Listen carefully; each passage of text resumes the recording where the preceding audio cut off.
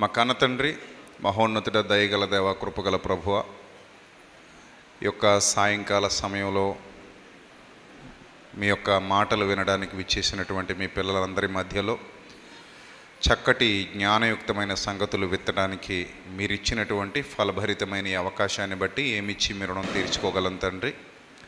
ప్రభువా, మీ బిడ్డలందరినీ బలపరచండి, మీ కృపలో భద్రపరచండి, జ్ఞానం ఇవ్వండి, వివేకం ఇవ్వండి, మీ సన్నిధి కాంతి ప్రకాశము ప్రభావము వారి హృదయాలకు తోడుగా ఉంచండి. నమ్మకస్తులైన బిడ్డలుగా, యథార్థవంతులైన బిడ్డలుగా, అనుక్షణం మీ అందు భయభక్తులు కలిగి తండ్రి, మరణానంతరం మాకు అద్భుతమైన జీవితాన్ని, నిత్య జీవితాన్ని మీరు వాగ్దానం చేశారని, ఇది మీ కుమారుని ద్వారా మాకు లభిస్తుందని విశ్వసించి కడవరకు నమ్మకముగా ఉండడానికి సహాయం దయచేయండి. విత్తబడుతున్నటువంటి ప్రతి మాట వారి హృదయాలలో ఫలించి 30 60 100 ఫలించి మీ నామానికి మహిమ, ఘనత, ప్రభావములు ఆరోపించినట్లుగా వారి యొక్క భక్తి జీవితాలలో నీతి మార్గమును అనుసరించి నడుచుకున్నట్లుగా మీ పిల్లలందరితో సూటిగా మాట్లాడమని ఘనత, మహిమ, ప్రభావములు మీకు మాత్రమే చెల్లిస్తూ మీ దీనదాసునిగా మీ ఆత్మ సహాయమును అర్థిస్తూ యేసుక్రీస్తు ప్రభు వారి దివ్యనామంలో ఈ ప్రార్థన మనవులు సమర్పించి మీ వద్ద నుండి తిరిగి పరలోకపు జవాబు పొందుకుంటున్నాం మా కన్న తండ్రి. ఆమేన్. కూర్చుందాం అందరం కూడా. ప్రియమైన దేవుని పిల్లలారా, ఈ పదప్రయోగం మీకు అలవాటు, కానీ ప్రపంచానికి మాత్రం ఎంతగా ఉంటుంది దేవుని పిల్లలారా అని పిలవడం. ఎందుకంటే ప్రపంచంలో ఉన్న వారందరూ దేవుని పిల్లలు కారు. ఎందుకు కారు అంటే వారు దేవుని పిల్లలుగా లేరు. దేవుని పిల్లలు అంటే ఆ బీజం నుండి వచ్చిన వారే ఉండాలి, ఆ బీజం వారిలో కనబడాలి, వారే దేవుని పిల్లలు అనబడతారు. ఎవరు పడితే వాళ్ళు దేవుని పిల్లలు కారు. మీరు అనొచ్చు, ప్రపంచ ప్రజలందరూ దేవుని పిల్లలే కదా అని. ప్రపంచ ప్రజలందరూ దేవుని పిల్లలే కదా అంటే ఒక కోణంలో అది కరెక్టే, ప్రపంచ ప్రజలందరూ దేవుని పిల్లలే. కానీ వారు ఎప్పుడైతే దేవుని నుండి వేరైపోయారో, దేవుని విడిచిపెట్టి వెళ్ళిపోయారో, దేవుని యొక్క ఆలోచనల్లో నుండి వెళ్ళిపోయారో, దేవుని భావజాలం నుండి కత్తిరించబడ్డారో, వాళ్ళు దేవుని పిల్లలు అని పిలువబడే అర్హతను కోల్పోయారు. జాగ్రత్తగా అర్థం చేసుకోండి. దేవుని పిల్లలు అని పిలువబడే అర్హత కోల్పోయారు. అలా కోల్పోవడానికి గల ఒకే ఒక కారణం వారి హృదయం దేవునితో అనుసంధానమై లేకపోవటం. అంటే వైఫై నెట్వర్క్ ఆగిపోయింది అంటే మీ ఫోన్లో వచ్చే వీడియోలు, ఆడియోలు అన్నీ ఏమైపోతాయి? ఆగిపోతాయి. ఎందుకు ఆగిపోయినాయి అంటే ఇన్విజిబుల్ నెట్వర్క్ ఒకటి పనిచేసింది అప్పటి వరకు. That is called wifi network. ఈ వైఫై నెట్వర్క్ రన్నింగ్లో ఉన్నంతసేపు మీరు యూట్యూబ్ చూసుకోవచ్చు, ఫేస్బుక్ చూసుకోవచ్చు, ఇన్స్టా చూసుకోవచ్చు, ఏదైనా మెసేజ్ వినొచ్చు, సెండ్ చేయొచ్చు, ఏదైనా చేయొచ్చు. కానీ ఎప్పుడైతే నెట్వర్క్, ఆ ఇన్విజిబుల్ నెట్వర్క్ నీ ఫోన్ని రీచ్ అవ్వడం మానేసిందో, నీ ఫోన్కి ఆ వైఫై నెట్వర్క్కి ఉన్న సంబంధాలు ఏమైనాయి? తెగిపోయినాయి.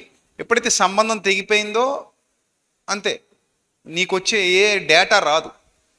అలాగే ఇన్విజిబుల్ నెట్వర్క్ ఒకటి పరలోకం నుంచి భూలోకానికి నిత్యం రన్ అవుతుంది. ఇది పచ్చి నిజం. మీరు నమ్మినా నమ్మకపోయినా ఇది పచ్చి నిజం. అనుభవాలలో తెలుస్తుంది ఈ విషయం మనకి. పరలోకం నుంచి ఒక నెట్వర్క్ భూమి మీదకి రన్ అవుతుంది. సూర్యుడు భూమికి కొన్ని లక్షల కిలోమీటర్ల దూరంలో ఉన్నాడు, కొన్ని లక్షల కిలోమీటర్లు.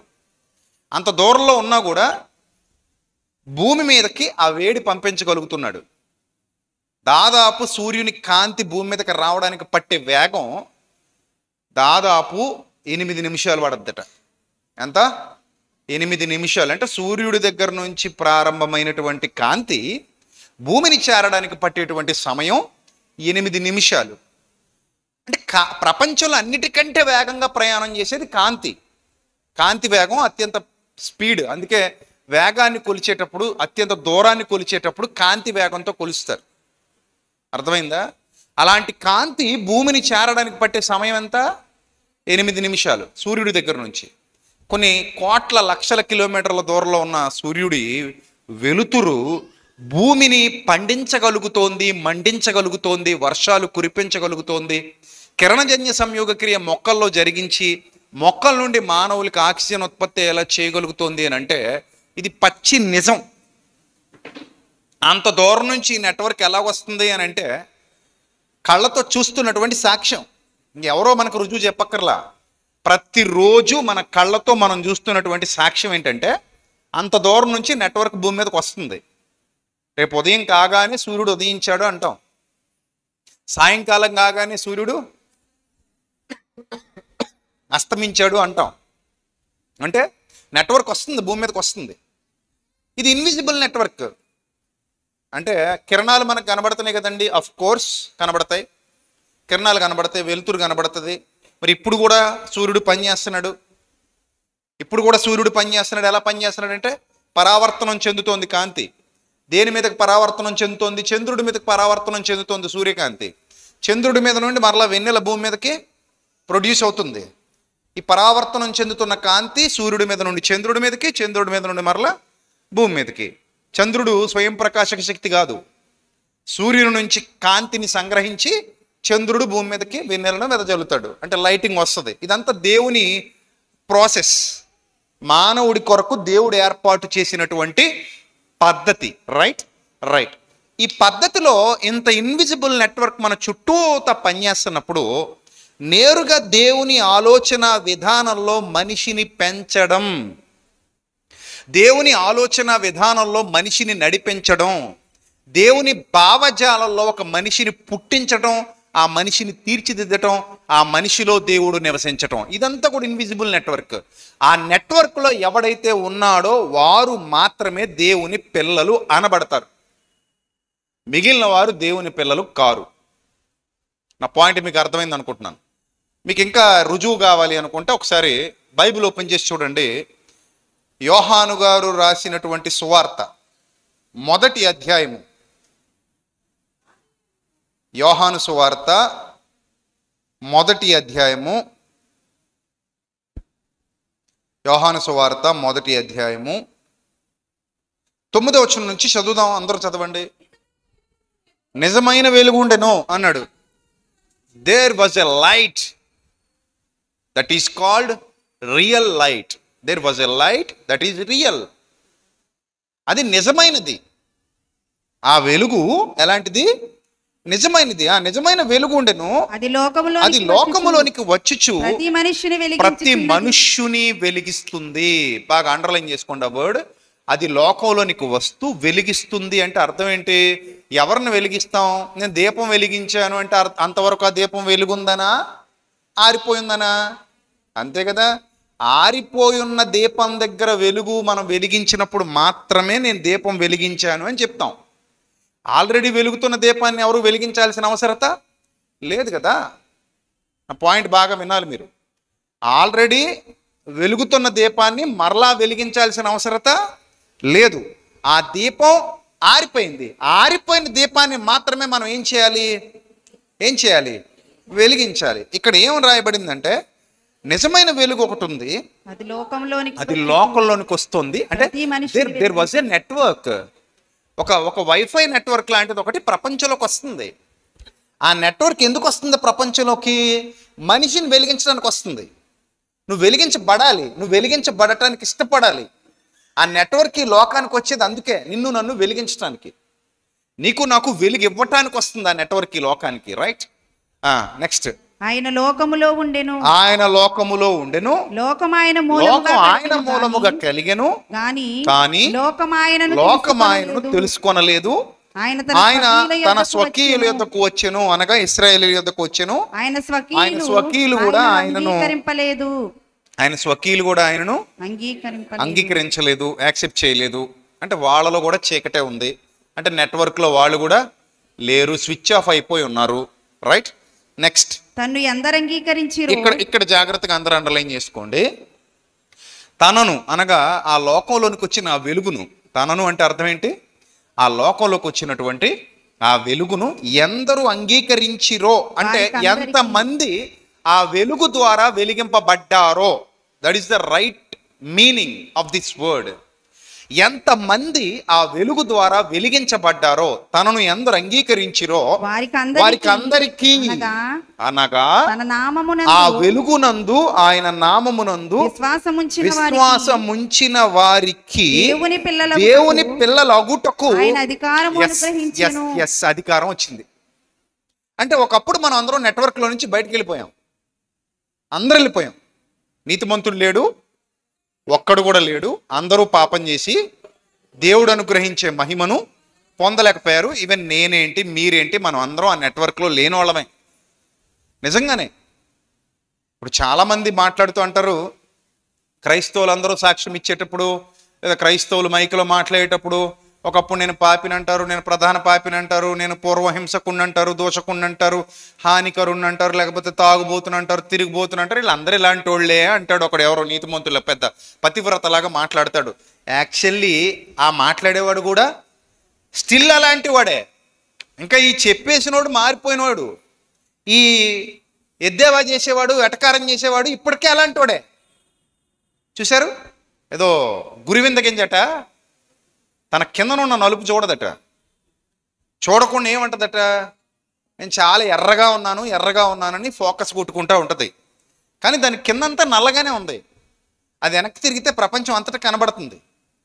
ఈ మైకుల ముందు మాట్లాడుతూ ఎద్దేవా చేసేవాళ్ళు, వెటకారాలు ఆడేవాళ్ళు ఒక సాక్ష్యం చెప్పేవాడిని, అంటే తన వ్యక్తిగత జీవితాన్ని, తన గతకాలపు జీవితాన్ని బట్టి దుఃఖిస్తూ ప్రభువుని నన్ను ఇంతగా మార్చాడు, ప్రభు నన్ను ఇంతగా తీర్చిదిద్దాడు, ప్రభు వలన నేను వెలిగింపబడ్డానని ఎవరైతే చీకట్లో నుంచి బయటకు వచ్చి చెప్పుకుంటున్నారో వాళ్ళని ఎద్దేవా చేసేవాళ్ళు ఇంకా చీకట్లోనే ఉన్నారు. వాళ్ళు ఇంకా చీకటి వాళ్ళని ఏలుబడి చేస్తుంది.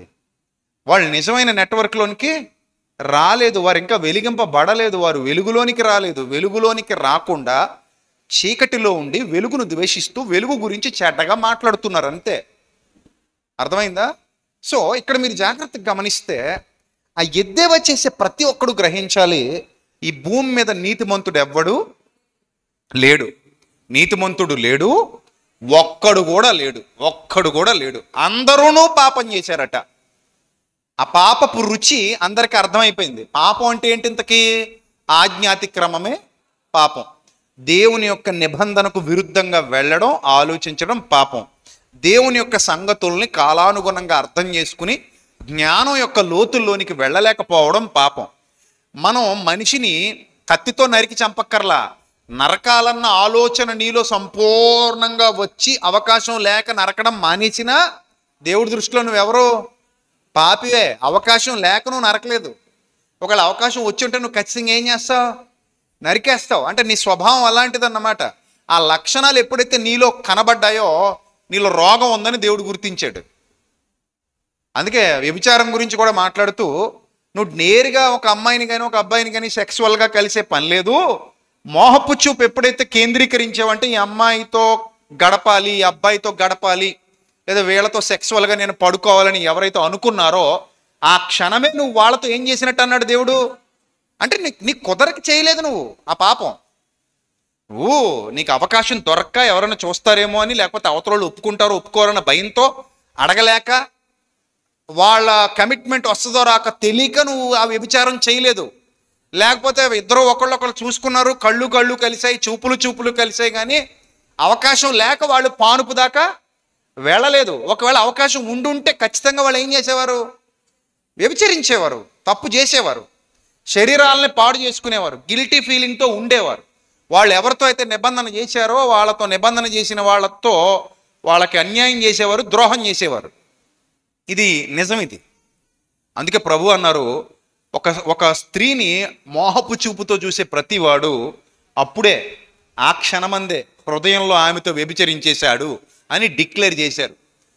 అంటే ఈ సెన్స్ మనం ఆలోచన చేస్తే మనిషి నేను పవిత్రుణ్ణి అని మనిషి దగ్గర చెప్పుకోగలడేమో, కానీ రుజువులు ఆధారాలు కళ్ళకు కనబడవు కాబట్టి, హృదయ ప్రపంచాన్ని ఎస్టాబ్లిష్ చేయడం మనిషి వల్ల అవ్వదు కాబట్టి, హృదయ రహస్యాలు ఏంటో తెలుసుకోవటం మనిషి వల్ల అవ్వదు కాబట్టి, మనిషి దగ్గర మనిషి తాను నీతిమంతుడిని ప్రకటించుకోవచ్చు, మనిషి దగ్గర మనిషి తాను గొప్పోడిని ప్రకటించుకోవచ్చు. కానీ దేవుడి దగ్గరికి వెళ్ళి నేను నీతిమంతుడిని, నేను గొప్పోడిని, నేను పరిశుద్ధుడిని, పవిత్రుడిని అని చెప్పుకోవటానికి అవకాశం లేదు. ఎందుకంటే ఆయన హృదయ రహస్యాలు ఎరిగినవాడు, ఆయనకు అన్నీ తెలుసు. ఆయన మనిషి మీద నేరస్థాపన చేసినప్పుడు, ఓ మానవుడా నువ్వు ద్రోహివి, ఓ మానవుడా నువ్వు అబద్ధికుడివి, ఓ మానవుడా నువ్వు దొంగవి, ఓ మానవుడా నువ్వు మోసగాడివి అని అన్నాడు అనుకోండి, మనం మాట్లాడడానికి ఏమీ లేదు ఇంక అక్కడ. దేవుడు మన మీద నేరస్థాపన చేసినప్పుడు నోరు మూసుకుని వినాలంతే. కాదు మాట్లాడుకుందాం రా, వాదించుకుందాం రా అని అనడానికి ఎలాంటి రైట్ ఉండదు, ఎలాంటి రైట్ ఉండదు. మీ అందరికీ తెలుసు, సీసీ కెమెరాలు వచ్చాక చాలా గుట్టు బయటపడిపోతున్నాయి కదా. సీసీ కెమెరాలో రికార్డ్ అయింది అంటున్నారు కదా. ఈ సీసీ కెమెరాలు రాకముందు కొన్ని గుట్లు బయటపడేవి కావు. ఈ సీసీ కెమెరాలు, వీడియో కాలింగ్, వీడియో రికార్డింగ్స్ అన్నీ వచ్చిన తర్వాత చాలామంది గుట్టు రట్టు అవుతోంది. ఇప్పుడు వీడియో డైరెక్ట్ వచ్చేసిన తర్వాత ఎవడైనా అబద్ధం ఆడగలడా? అబద్ధం ఆడినా కూడా మళ్ళీ దాన్ని టెస్ట్కి పంపుతారు. టెస్ట్కి పంపితే నిజం నిగిది వెళ్ళిపోద్ది కదా. సో దొరికిన వాడు దొంగ అయినట్టు, ఇప్పుడంటే వీడియో కాల్ వచ్చింది కాబట్టి భయపడుతున్నాం, వీడియో ఫుటేజెస్ వచ్చాయి కాబట్టి భయపడుతున్నాం. దేవుడి దగ్గర అవన్నీ ఎప్పుడో ఉన్నాయి కదా. నీ వీడియో కావాలనుకుంటే ఆయన తెర మీద వేసి చూపించగలడు. ఇప్పుడు వచ్చి ఈ చిన్న తెరలు కాదు, ఆయన దగ్గర ఆల్రెడీ పెద్ద పెద్ద తెరలు ఉంటాయి. నీ వీడియో ఏది చూపించాలన్నా, అందుకే బైబిల్ గ్రంథంలో ఒక అద్భుతమైన మాట ఉంది. ఆ మాట భయం వేస్తుంది చదివితే. మరుగైనదేది బయలుపరచబడకపోదు, రహస్యమైనదేది వెలుగులోనికి రాకమానదు. ఈ రెండు మాటలు చదవండి, చెమటలు పడతాయి. దాచేద్దాం అనుకున్న ప్రతోడికి చెమటలు పడతాయి. మరుగైనదేది బయలుపరచబడకపోదు అంటే ప్రతి దాన్ని వెలుగులోకి తెస్తా అంటున్నాడు ఆయన. ఆయన దాచుకునే దేవుడు కాదు, ఆయన ఓపెన్గా ఉంటాడు. దాచేయాలనుకుంటే అన్నీ దాచేయాలి ఆయన. ఆయన లోతు కుమార్తెలు చేసిన తప్పు బయటపెట్టాడు, దావీదు చేసిన తప్పు బయటపెట్టాడు, మోషే విషయంలో ఏ పొరపాటు జరిగిందో బయటపెట్టాడు. అందరి విషయాలలో అన్నిటినీ బయటపెట్టాడు ఆయన. అంత గొప్ప భక్తుల్నే బయటపెట్టినప్పుడు నువ్వు నేను ఎక్కువ ఆయనకి గొప్ప? మనం ఏమైనా అంత గొప్ప భక్తుల్ని ఆయన ఏం చేశాడు? బయటపెట్టాడు. దేవుడు తప్పు చెయ్యడు, తప్పును ఒప్పుకోడు, అందుకే ఆయన పరిశుద్ధుడు. ఆయన తప్పు చెయ్యడు, తప్పును ప్రోత్సహించడు, తప్పును ఒప్పుకోడు, తప్పును కప్పడు. తప్పు ఎవరు చేసినా నిష్పక్షపాతంగా తీర్పు తీరుస్తాడు. అందుకే బైబిల్ గ్రంథంలో ఒక మాట వ్రాయబడింది, క్రియలను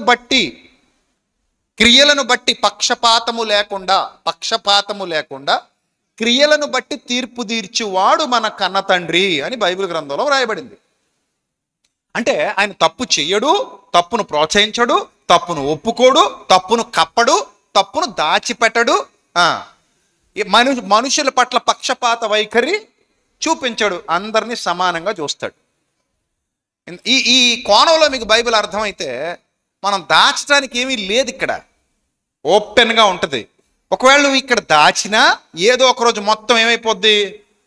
మొత్తం బయటకు వచ్చేస్తుంది, రివీల్ అయిపోద్ది, షాక్ అయిపోతాం. నటులందరూ బయటపడిపోతారు ఆ రోజున. ఇప్పుడు ప్రపంచం నిండా నటులే ఉన్నారు. మనమే షాక్ అయిపోతాం మనం ఈ నటుల్ని చూస్తే.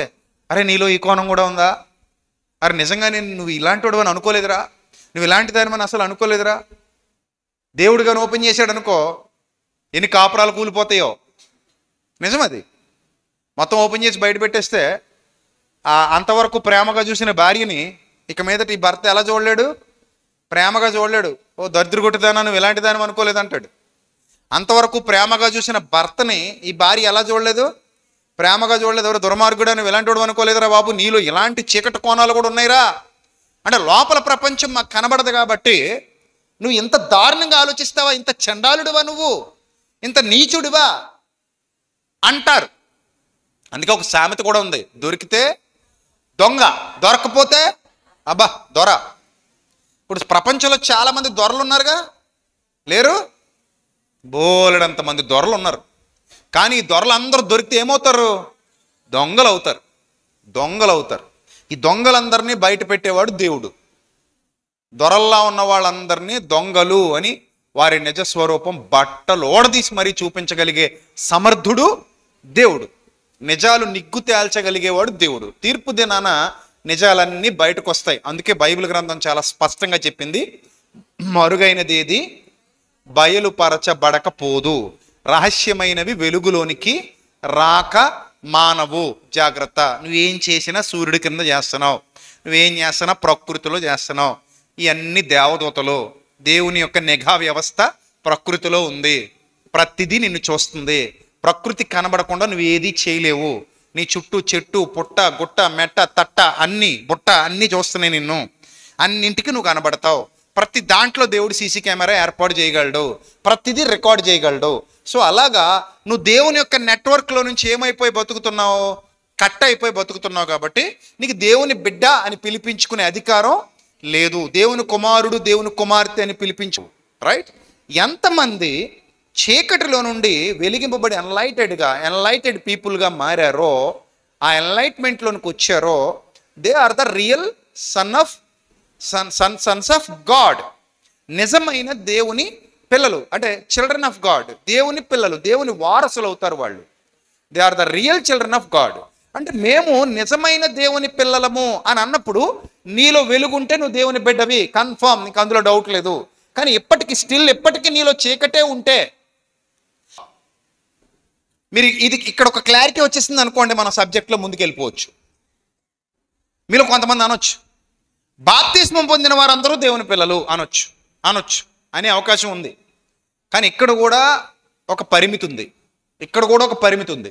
ఆ పరిమితి ఏమిటంటే, బాప్తిస్మం పొందిన వారందరూ దేవుని పిల్లలే కానీ అందరూ నిజంగా బాప్తిస్మం పొందిన వారు కారు. అర్థమైందా పరిమితి?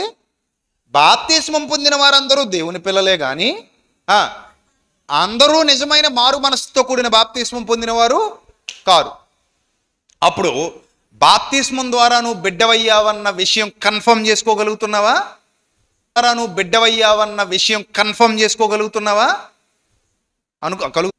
కలుగుతున్నావా? లేదు. ఎందుకు లేదంటే, నీ దగ్గర నిజమైన మారు మనస్సు, నిజమైన పశ్చాత్తాపం లేనప్పుడు నువ్వు పొందిన బాప్తిస్మం నిజమైనది కానప్పుడు నువ్వు దేవుని బిడ్డవయ్యే అవకాశం లేదు. అంటే దీన్ని బట్టి ఏం ఫిక్స్ అవ్వచ్చు? బాప్తిస్మం పొందేశారని ఒకళ్ళని చూసి మనం పండగ చేసుకోవాల్సిన పరిస్థితి కూడా లేదన్నమాట. వాళ్ళు విన్నది సత్యమా కాదా? వాళ్ళు నిలబడినది సత్యంలోనా కాదా? వాళ్ళు పొందిన మారు మనస్సు వాక్యానుసారమైనదా కాదా? వారికి వినుట వల్ల విశ్వాసం కలిగిందా లేదా? దేవుని పరిశుద్ధతకు భయపడుతున్నారా, భయపడట్లేదా? పొట్టు అగ్ని దగ్గరికి రావడానికి భయపడుతుంది. పొట్టు అగ్ని దగ్గరికి రావడానికి ఏమవుతుంది? భయపడుతుంది. ఎందుకు? కాలిపోద్ది. పొట్టు అగ్ని దగ్గరకు వచ్చినప్పుడు కాలిపోద్ది. మరి అగ్ని దగ్గరకు వస్తున్నాం, దేవుని సన్నిధి అంటే అగ్ని, అది పరిశుద్ధమైన అగ్ని.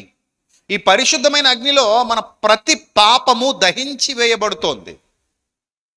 అలా దహించి వేయబడి మనం పరిశుద్ధులుగా, పరిపూర్ణులుగా, పవిత్రులుగా, నిర్దోషులుగా, నిష్కల్మషమైన వ్యక్తులుగా మారడానికి దేవుడు ఒక చక్కటి అవకాశాన్ని మానవులకు ప్రసాదించారు. రైట్? సో ఆ విధంగా మీరు దేవుని పిల్లలయ్యే అధికారాన్ని పొందుకుంటున్నారు. అప్పుడు మీరు సంఘము అని పిలువబడతారు. వచ్చాం పాయింట్కి. ఏమని పిలువబడతారు? సంఘము అని పిలువబడతారు. ఈ ప్రవచనం ఎప్పటిది కాదు, దానియేలు గ్రంథంలో ఉంది. దానియేలు గ్రంథం 2వ అధ్యాయము. ఎప్పటి ప్రవచనం చూడండి, ఇది ఈనాటి ప్రవచనం కాదు. దానియేలు గ్రంథం పూర్వకాలం మాదీయ పారసీక సామ్రాజ్యంలో ఒక జ్ఞానిగా పనిచేసినటువంటి దానియేలు దైవ దర్శనాన్ని పొంది, ఆ దైవ దర్శనంతో సంఘాన్ని గురించినటువంటి ముందటి సమాచారం ఇచ్చాడు. సంఘము అనగా దేవుని రాజ్యము. సంఘము అంటే దేవుని రాజ్యము. ఆ దేవుని రాజ్యమును గురించినటువంటి ముందస్తు సమాచారాన్ని మాదీయ పారసీక రాజులు ఈ ప్రపంచాన్ని పరిపాలించిన కాలంలోనే, హిస్టరీ చదివిన వాళ్ళందరికీ తెలిసి ఈ విషయం, ఆ కాలంలోనే దానియేలు అనే ఒక జ్ఞాని వాళ్ళ దగ్గర ప్రధానిగా పనిచేశాడు. అంటే ప్రధానమైన వ్యక్తిగా పనిచేశాడు అక్కడ. ఆ రాజుల కాలంలో ఈ జ్ఞాని పనిచేస్తూ రాజుకు వచ్చినటువంటి కలభావాన్ని వివరించే క్రమంలో భవిష్యత్తు జ్ఞానాన్ని తెలియజేశాడు దీర్ఘదర్శిగా. ఆయన ఒక దీర్ఘదర్శి. ఆయన తెలియజేసినటువంటి భవిష్యత్ జ్ఞానంలో ఏమనుందంటే 44వ వచనం 2వ అధ్యాయము దానియేలు గ్రంథం. ఆ రాజుల కాలములలో, దానియేలు గ్రంథం 2వ అధ్యాయము 44వ వచనం. ఆ రాజుల కాలములలో చూసారు ఎంత స్పష్టంగా చెప్పాడో. డైరెక్ట్ నెట్వర్క్ ఎక్కడి నుంచి వచ్చిందంట? పరలోకం నుంచి. ఆ రాజుల కాలంలో అంటే భూమి మీద ఆ రాజులు పరిపాలన చేసుకుంటున్నటువంటి కాలంలో పరలోకమందున్నటువంటి దేవుడు ఒక రాజ్యం స్థాపిస్తాడు. ఇది ప్రొఫెసీ, ఇది ప్రవచనం. ప్రొఫెసీ అంటే ఫ్యూచర్లో ఈ ప్రవచనం నెరవేరబోతోంది, ఈ ప్రవచనం జరగబోతోంది. అది దానియేలు ప్రవక్త ద్వారా దేవుడు దానియేలు ప్రవక్త నోట ఈ యొక్క సత్యాన్ని పలికించాడు. ఆ రాజుల కాలంలో పరలోకమందున్న దేవుడే స్వయంగా ఒక రాజ్యాన్ని స్థాపిస్తాడు. దానికి ఎన్నటికి నాశనము కలుగదు. దేవుడే ఒక రాజ్యాన్ని స్థాపిస్తాడు.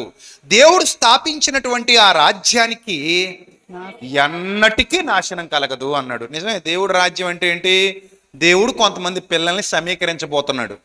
సమీకరణ అప్పుడప్పుడు అంటాం కదా, జన సమీకరణ అంటాం.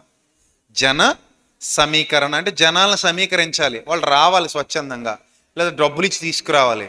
రాజకీయ నాయకులు అనుకోండి, జన సమీకరణ కోసం డబ్బులు ఇస్తారు, బిర్యానీ పొట్లాలు ఇస్తారు, మందు పంచుతారు, వాటర్ ప్యాకెట్లు పంచుతారు, డ్రింకులు పంచుతారు. మొత్తం మీద వాళ్ళకి ఎవరు కనబడాలి? జనం కనబడాలి కదా.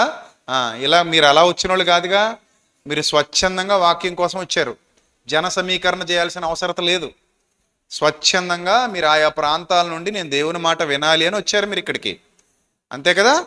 ఇప్పుడు ఇక్కడ ఒక్కరు కూడా లేరనుకోండి, మేము ఇంకా ఎవరికి చెప్పాలి వాక్యం?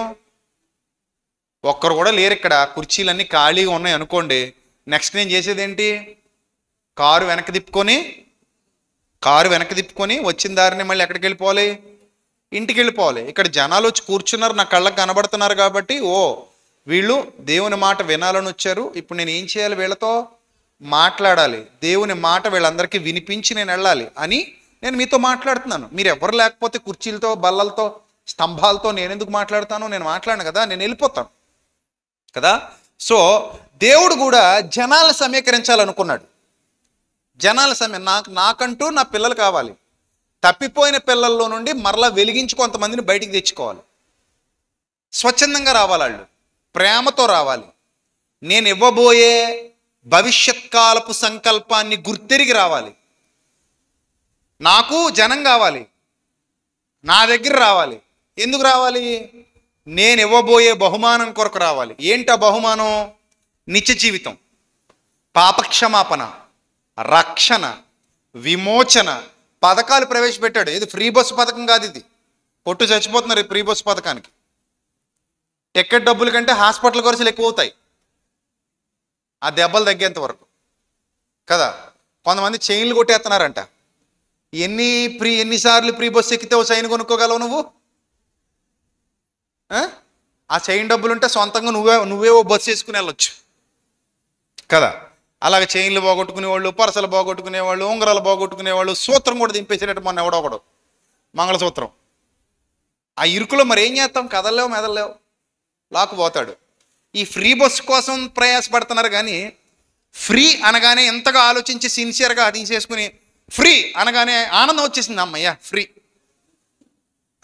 చైన్ పోయినా పర్లేదు, ఉంగరాలు పోయినా పర్లేదు, మెడ ఇరిగిపోయినా పర్లేదు, తొడ గూడి ఇరిగిపోయినా పర్లేదు, మనకు మాత్రం బస్సు ఫ్రీ. మొన్న ఎవరో ఒక ఆయన చితగుడిసింది బస్సులో పెట్టి, అది కూడా బాగా వైరల్ అయింది. ఎక్కడ పడితే అక్కడ కొట్టు చచ్చిపోతున్నారు. అసలు మీరు ఆరోగ్యం కోసం చక్కగా లైన్లో వెళ్ళి ఎక్కొచ్చు కదా. అన్ని సీట్లు ఖాళీ అయిపోయిన తర్వాత ఇంకో బస్సు కోసం వెయిట్ చేయాలి. ఆ బస్సు కూడా వచ్చిన తర్వాత ఆ బస్సు ఎక్కి వెళ్ళాలి. దానికి కూడా క్యూ మెయింటైన్ చేయాలి, లైన్ మెయింటైన్ చేయాలి. మనకంత పద్ధతి తెలిస్తే ఎప్పుడో బాగుపోండి మన దేశం. ఆ పద్ధతి తెలియక ఎలా తగలడ్డాం. క్యూ ఒకటి ఉంటుంది, లైన్ ఒకటి ఉంటుంది, పద్ధతి ఒకటి ఉంటుంది, ముందు వచ్చినాడు ఒకటి ఉంటాడు, వెనక వచ్చి కచ్చిపి వేసేసాడంట. కచ్చిపి వేస్తే మీ మాంగారు నీకు రాసి ఇచ్చేసినట్టేనటి సీటు, బోట్లు ఇప్పుకుని ఎత్తిమెట్టు కట్టుపో. కచ్చిపి వేసేసాడంట. కచ్చిఫ్ ఒక లైన్ మెయింటైన్ చేయాలి, ఒక పద్ధతి నేర్పించాలి. లైన్లో వచ్చిన వాడినే బస్సు ఎక్కనిస్తాం, లేదంటే తీసుకెళ్ళి లోపల వేస్తాం అనాలి. అప్పుడు కొంచెం పద్ధతి నేర్చుకుంటారు మన వాళ్ళు. ఆ పద్ధతి లేదు, పాడు లేదు, ఏమీ లేదు, దద్దరి కొట్టోళ్ళ తయారయ్యారు మన వాళ్ళందరూ. అందుకే మన దేశం వెనకబడిపోతుంది రోజు రోజుకి. దేశం అభివృద్ధి చెందాలంటే ముందు మనలో బాధ్యత రావాలి. ఆ బాధ్యత లేనంత వరకు దేశాలు అభివృద్ధి చెందవు. అంతే కదా. ఇప్పుడు మన బస్సులోంచి తుపుక్కుమని బయటకి కిళ్ళి నవ్వులు ఉమ్మేసేస్తారు, లేదా పానపరాగ నవ్వులు ఉమ్మేసేస్తారు. ఆ రోడ్డు ఎలాగైపోయినా పర్లేదు, అదే దుబ్బాయిలో మనం మూతుకోసేస్తారు. అంటే అక్కడ చట్టం అలాగ ఉంది. అమ్మో దుబాయ్లో రోడ్డు మీద ఉమ్మేయకూడదు, దుబాయ్లో పేపర్ తుడిచేసుకుని ఏడుచెనక్కాయలు తినేసి పేపర్ ఇలా అనేసి మూతుడు చేసుకుని బయటకి ఇసిరేయకూడదు. వాళ్ళు ఇసిరితే మనల్ని కూడా మూతి పగల కొట్టేసి లోపల వేస్తారు. అక్కడ కెమెరాలు చూస్తున్నాయి, అందుకని కొంచెం జాగ్రత్త వచ్చింది వీడికి. అది ఇండియాలో అయితే ఆ పరిస్థితి లేదు. ఎక్కడైనా వెళ్ళేయచ్చు, ఎక్కడైనా పోసేయచ్చు, ఎక్కడైనా ఖరాబు చేసేయచ్చు, ఎక్కడైనా వామిటింగ్ చేసుకోవచ్చు, ఏ ట్రైన్లో అయినా ఉమ్ములు వేసేయచ్చు, ఏ ట్రైన్లో బాత్రూమ్నైనా నాశనం చేసేయచ్చు, బస్సులను తగలెట్టేయచ్చు, ఏవైనా ప్రభుత్వ ఆస్తులు దగ్ధం చేసేయచ్చు.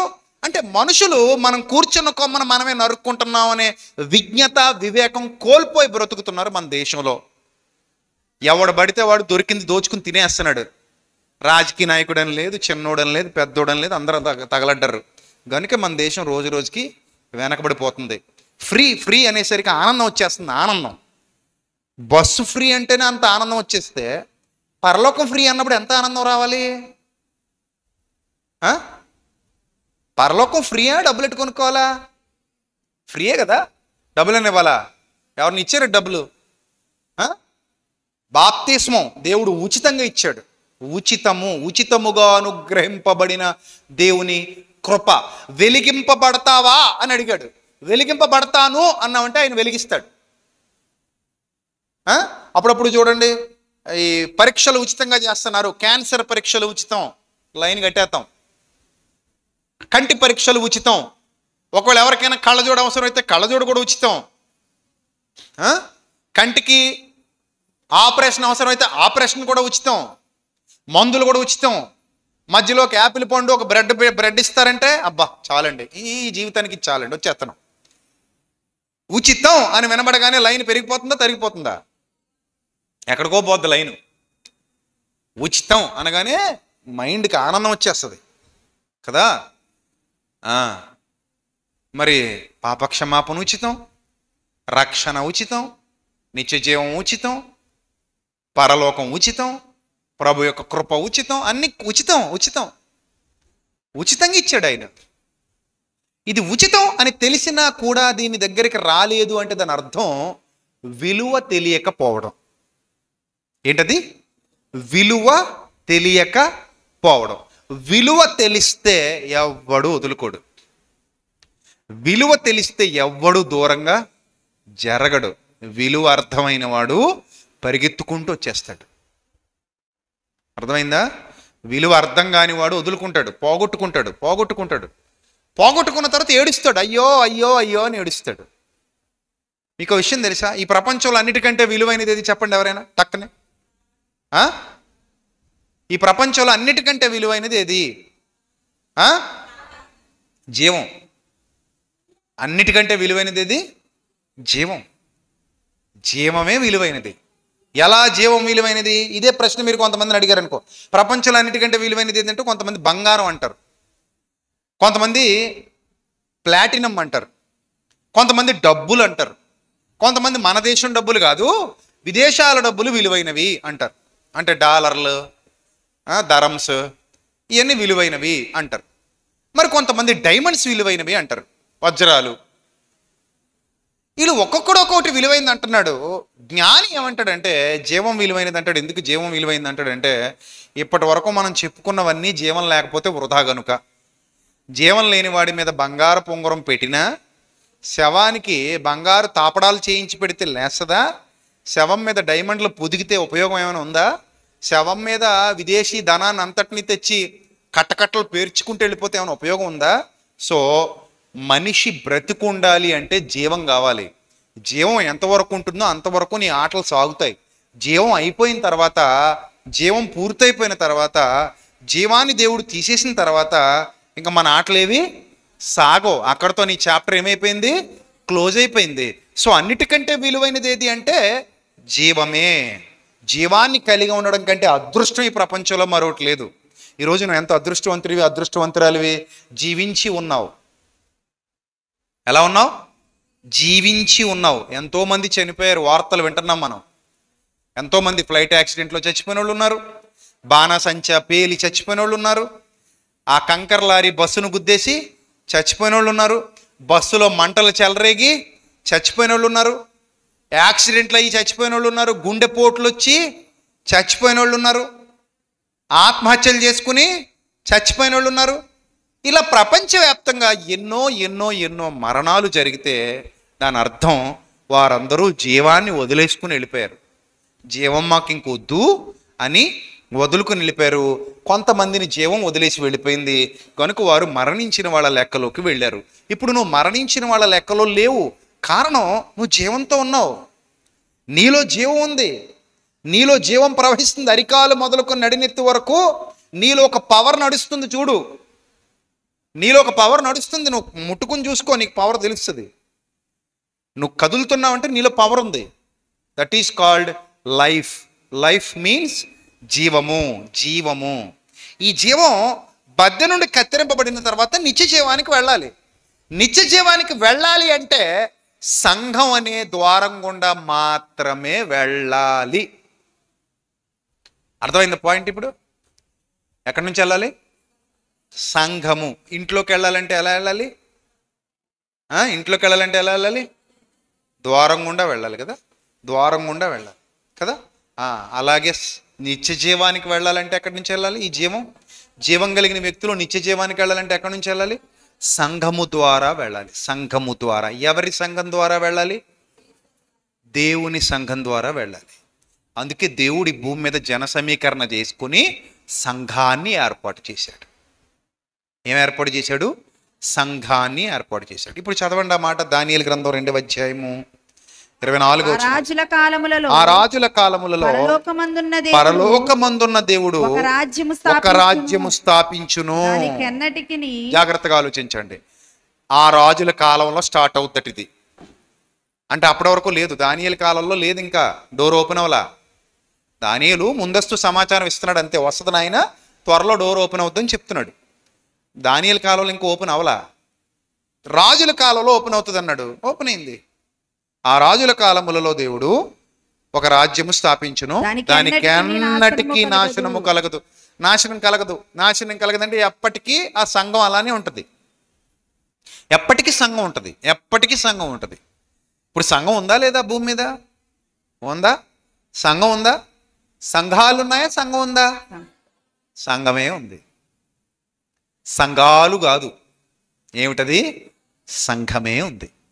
కాకపోతే సాతాను ఇందుగలడు అందులేడని సందేహము వలదన్నట్టు, ఎందెందు వెతికినా సాతాను కలడన్నట్టు ప్రతి సంఘంలోనికి వాడు చొరబడి సంఘాలను మొక్కలు చేశాడు. అర్థమైందా? సంఘాలను ఏం చేశాడు? మొక్కలు చేసి సంఘము అనగానే యూనివర్సల్ అనే ఫీలింగ్ తీసేసి సంఘం అంటే యూనివర్సల్ కాదు, ఇండివిజువల్ అని తీసుకొచ్చాడు. మొన్నొక ఆయన ఏ వీడియో చూశాడో నాదొక వీడియో చూశాడంట. అది అతనికి తగిలిందంట. తగిలితే నేనేం చేయను? నేను యూనివర్సల్గా మాట్లాడా. వాక్యం చెప్పా. వాక్యంలో ఇలా ఉందని వాక్యమే చెప్తాను నేను ఎప్పుడు. వాక్యం చెప్తే నీకు తగిలింది. నీకు తగిలితే ఏం చేయాలి? నేను అడ్డంగా నిలబడ్డాను దేవుని వాక్యానికి, పక్కకు తప్పుకోవాలని చెప్పి నువ్వేం చేయాలి? వెంటనే తప్పుకోవాలి. లేదు, నేను వాక్యానికి అడ్డంగానే నిలబడతా, నాకు ఏది తగలకూడదన్నావు అనుకో, అది తప్పు. నువ్వు వాక్యానికి అడ్డంగా నిలబడినప్పుడు మాత్రమే నీకు వాక్యం తగులుతుంది. నువ్వు వాక్యానికి అడ్డంగా లేకుండా సక్రమంగా ఉన్నావు అనుకో, నీకు వాక్యం తగులుతుందా? తగలదు కదా. నీకు వాక్యం తగలనే తగలదు. ఎందుకు తగలదు? నువ్వు వాక్యానికి అడ్డంగా నిలబడలేదు కాబట్టి నీకు తగలదు. అప్పుడు అతను కింద కామెంట్ ఏం చేశాడంటేనట, మా పిల్లలు చెప్పారు, మా సంఘం గొడవ నీకెందుకయ్యా అన్నాడట. ఏంటట? మా సంఘమా? ఇది ఎలా ఉందంటే, మన తణుకు పట్టణంలో రోడ్లు బాగాలేదు అని తణుకులో ఉన్నవాడు అన్నాడు అనుకోండి, మా వీధి గురించి నీకు ఎందుకు రా, నీ తణుకు నువ్వు చూసుకో, నా తణుకు నేను చూసుకుంటా అన్నాడు అనుకో. ఎన్ని తణుకులు ఉన్నారు? దౌర్భాగ్యుడా. ఉన్నది ఒకటే తణుకు, అంతే కదా. ఆ ఉన్న ఒకటే తణుకు కోసం నువ్వు తణుకు చేస్తున్నావు అనమాట. వాక్యానికి అడ్డుగా వెళ్ళినప్పుడు నీకు తగులుతుంది, నువ్వు సరిదిద్దుకో అంతే. అంటే వాక్యాన్ని తన్నాలని చూడకు, వాక్యాన్ని పక్క పెట్టాలని చూడకు, వాక్యాన్ని తొలగించాలని చూడకు. సంఘాలు ఇండివిజువల్ కాదు, సంఘము అను క్రీస్తు శరీరము. సంఘము అనున్నది క్రీస్తు శరీరం. నేను అంటాను, ప్రపంచంలో ఉన్న క్రైస్తవులందరూ నా వాళ్లే. నేను ప్రపంచ క్రైస్తవ్యంలో నేను ఒక భాగం. ఆమె pillar, I'm one of the pillar of the church, one of the pillar. నేను కూడా చర్చ్లో ఒక పిల్లర్ని. ప్రపంచంలో క్రైస్తవులందరూ నా వాళ్లే, నేను వేరు చేయలేను, నా వల్ల కాదు అది. ప్రపంచ క్రైస్తవులందరూ నాతో పాటుగా క్రీస్తు రక్తంలో కడగబడిన వాళ్లే. నేను అందరి వాడను, అందరూ నా వాళ్ళు. ఇక్కడ వ్యత్యాసం లేదు, తారతమ్యం లేదు. నువ్వు వేరు నేను వేరు అనడానికి అవకాశం లేదు. సత్యమును బట్టి మేము ఏకమై ఉన్నాం. దేన్ని బట్టి? సత్యమును బట్టి, వాక్యమును బట్టి మేమందరం ఏమై ఉన్నాం? ఏకమై ఉన్నాం. మనకు జబ్బులు ఉండకూడదు. క్రైస్తవ్యం ఎలా తగలడిందంటే ఈ మధ్యకాలంలో ఒక ఆయన వేరే ఊరు వెళ్ళాడు అనుకోండి, ఆ వేరే ఊరు వెళ్ళిన తర్వాత అడుగుతాడు. ఏమని అడుగుతాడు తెలుసా? మన సంఘం ఉందా బ్రదర్ ఇక్కడ అంటాడు. మన సంఘం ఏందిరా నాయన అంటే, అదే బ్రదర్ మనదే. అదేరా నాయన మందంటే ఏంటి? యేసుప్రభుదేనా? అది యేసుప్రభుదే కానీ మందే. యేసుప్రభుదే కానీ మళ్ళీ మందేంటి అంటే యేసుప్రభువును మొక్కలు చేసేసి మేము ఇండివిజువల్గా సంఘాలు ఏర్పాటు చేశాం. అంతే కదా?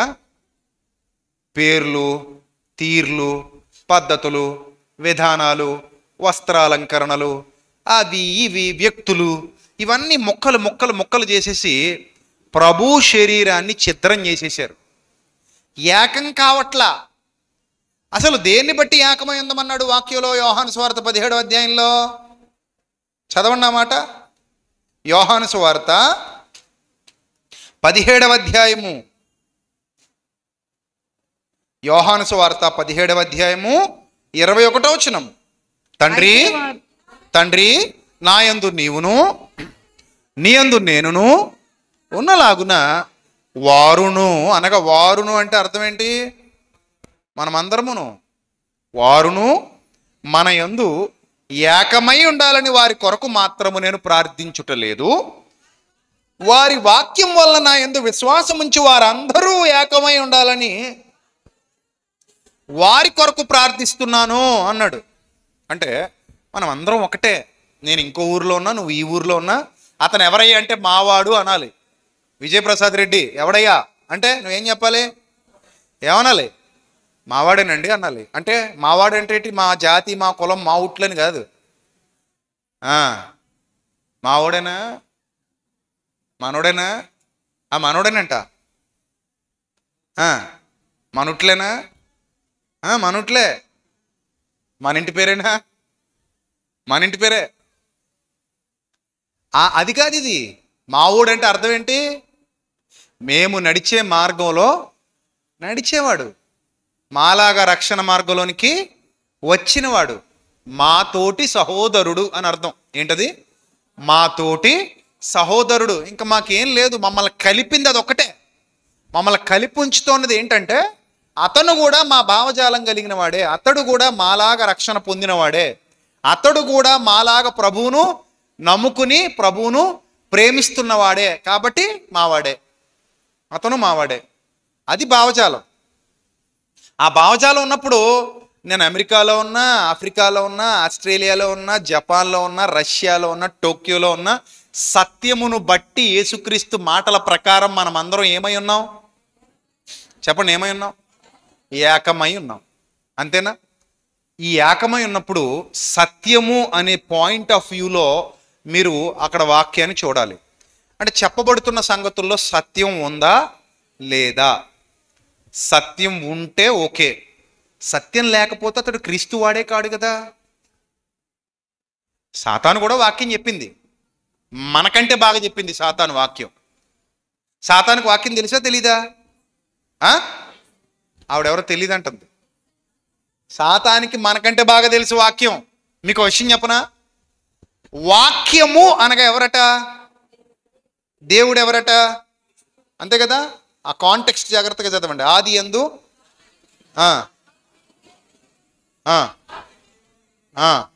ఆ వాక్యమే శరీరధారిగా యేసుప్రభువుగా ఈ భూమి మీద మన మధ్యలో సంచరించెను కదా. ఇప్పుడు వాక్యము అంటే యేసుక్రీస్తు, యేసుక్రీస్తు అంటే వాక్యం. వాక్యానికి వాక్యం చెప్పింది ఎవరు మరి? అది పాయింట్ అక్కడ. వాక్యానికే అపవాది ఏం చెప్పాడు? వాక్యం చెప్పాడంట. ఏమని వాక్యం చెప్పాడు? రాళ్ళని రొట్టెలుగా చేసుకుని తినమని కాదు. నీ పాదములకు రాయి తగలకుండా ఆయన తన దూతలకు ఆజ్ఞాపించునని కీర్తనల గ్రంథంలో వ్రాయబడింది అని రెఫరెన్స్ ఎవరు గుర్తు చేస్తున్నాడు? బా, అవకాశం ఇస్తే యేసు ప్రభుకే ఏం చెప్తున్నాడు వాడు? వాక్యం చెప్తున్నాడు. వాక్యమై ఉన్న వానికి వాక్యం గుర్తు చేస్తున్నాడు వాడు. కీర్తనల గ్రంథాలు ఎలా రాయబడింది కదా, నీ పాదములకు రాయి తగలకుండా దూతలు వచ్చి నిన్ను ఎత్తుకుంటారు, నువ్వు దూకే అంటున్నాడు వాడు. నువ్వు దూకితే దూతలు వచ్చి ఎత్తి పెట్టుకుంటారని వాక్యంలో ఉంది కదా. వాక్యానికే వాక్యం చెప్తున్నాడు అంటే దాన్ని బట్టి మీరు అర్థం చేసుకోండి, సాతాను కూడా వాక్యం చెప్తాడు. సాతాను కూడా వాక్యం తెలుసు, కానీ వాడు చెప్పేది సత్యం కాదు. ఇప్పుడు నీ రాకపోకలేంది యెహోవా నిన్ను కాపాడును అని ఉంది. నీ రాకపోకలేంది యెహోవా నిన్ను కాపాడును అని ఉంది కాబట్టి అర్ధరాత్రి 12 గంటలకి హైవే రోడ్డు మీద ఒక క్రైస్తవుడు వెళ్ళి బైక్ రేసులో పాల్గొని, నీ రాకపోకలేంది యెహోవా నిన్ను కాపాడును ఉంది ప్రభా, ఇదిగో ప్రభా రేసుకి వెళ్తున్నాను తండ్రి, ఇక మీదట నేను గట్టిగా పట్టుకుంటాను ప్రభా, 150 120 ఎక్కుతాను, అవతలడి మీద నేను గెలవాలని వేసుకున్నాను ప్రభా పందెం, నేను గెలిచేలాగా నా రాకపోకలో ఏంది నన్ను కాపాడు అని చెప్పి గట్టిగా మన లారీని గుద్దేశాడు అనుకోండి, ఏమవుదా? నీ రాకపోకల్లో నిన్ను కాపాడు అంటే ఎప్పుడు? ఆయన చిత్తానుసారమైన రాకలు పోకలు అయితే, అంతేనా? ఆయన చిత్తానుసారం కాని రాకపోకలైతే, ప్రభా ఆయన ఇంట్లో లేడట ప్రభా, ఫోన్ చేసింది తొందరగా వచ్చేయమని, బండి వేసుకుని తొందరగా వెళ్తున్నాను ప్రభా ఏదో పని చేయడానికి, ఈ దారిలో నన్ను కాపాడు ప్రభా అని పనికిమాలినోడు ప్రార్థన చేస్తే దేవుడు వింటాడా? వ్యభిచారి ప్రార్థన వింటాడా? విండు. అలాంటి దరిద్రుల ప్రార్థన దేవుడు విండు కదా. ప్రభా ఈరోజు ఇంట్లో ఎవరో లేరట ప్రభా, ఎక్కడికో మీటింగ్కి వెళ్ళారట, ఇల్లంతా ఖాళీగా ఉందట, తాళం వేసుకెళ్ళారట, సుత్తి వేసుకుని బయలుదేరాను ప్రభా ఆమోదం రాసుకొని, చక్కగా తాళం పగిలేలాగా, చక్కగా బీరువా ఓపెన్ అయ్యేలాగా, తెరవగానే వాళ్ళు ఎక్కడ పెట్టుకున్నారో బంగారం అనేది దొరికేసేలాగా, తెరవగానే వాళ్ళు దాచుకున్న డబ్బులు నాకు కంటబడేలాగా సాయం చేయ ప్రభా అని ప్రార్థన చేసుకుని బయలుదేరి దొంగతనానికి వెళ్ళాడు అనుకోండి, ఇందులో దశంభాగం నీకు ఇస్తాను ప్రభా. అలాంటి పనికిమాలిన ఎదవల ప్రార్థన దేవుడు వింటాడా? సో వాక్యాన్ని మనకు అనుకూలంగా ఏం చేయకూడదు? వక్రీకరించకూడదు. ఉన్న దాంట్లో భావాన్ని అర్థం చేసుకోవాలి, ఉన్న దాంట్లో విషయాన్ని అర్థం చేసుకోవాలి. నోవహు అట్లు చేసినని ఉంది. ఇప్పుడు ఒక అతను వచ్చి నోవహు అట్లు చేసినని ఉంది, అవి ఏమట్లు అనుకున్నావు? పెసరట్లు కాదు, మినపట్లు అన్నాడు అనుకో, అరే నాయన దాని భావం అది కాదురా అంటే ఆ వర్డ్ అలాగే రాసామనుకోండి, మనకు అలాగే అర్థమయ్యే అవకాశం ఉంది. మా అమ్మ అట్లు చేసాను అంటే అమ్మ అట్లు చేసింది అంటే ఓకే, అమ్మ ఎలాగో ఇంట్లో రెగ్యులర్గా అట్లు చేస్తుంది కాబట్టి వేస్తుంది కాబట్టి మా అమ్మ అట్లు వేసాను, మా అమ్మ అట్లు చేసాను అంటే ఓకే. కానీ నోవహు అట్లు చేసానంటే ఇది అది ఒకటి కాదు. నోవహు అట్లు వేరు, అమ్మ అట్లు వేరు కదా. సో సందర్భాలను ఎలా అర్థం చేసుకోవాలి అనే కొంచెం సెన్స్ పనిచేయాలి. కాబట్టి ఎక్కడైనా వాక్యమే కదండి? కాదు, ఎక్కడైనా వాక్యం కాదు. వాక్యం ఉన్నది ఉన్నట్టుగా ఎక్కడ బోధింపబడుతోందో అక్కడ క్రీస్తున్నాడు. ఎక్కడ వాక్యం ఉన్నది ఉన్నట్టుగా బోధింపబడట్లేదో అక్కడ క్రీస్తు లేడు. క్రీస్తు లేకుండా కూడా వాక్యం ప్రకటింపబడద్దా అంటే మీకు ఇదిగో ఆధారం, సాతానే వాక్యం ప్రభువుకి చెప్పాడు. సాతానే చెప్పాడు వాక్యం అంటే సాతాను కూడా వాక్యం చెప్పగలడా? చెప్పించగలడా? 2 పాయింట్లు, చెప్పగలడు, చెప్పించగలడు. బైబిల్ ఏదైనా ఆధారం ఉందా?